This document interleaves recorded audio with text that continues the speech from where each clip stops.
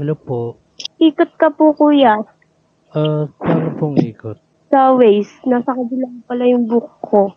Kasi yung bahay ko pa dito.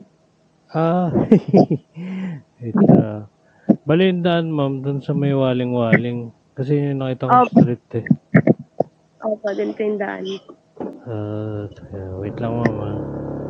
Okay po. Kala ko dito na, sabi ko parang walang tao dito. Kasi yung book ko, paloob. Looban kasi kami. Yung mismo ano yan. Sige po. Dahil. Okay po, salamat. Okay po. Mali pala ang pen ni ate.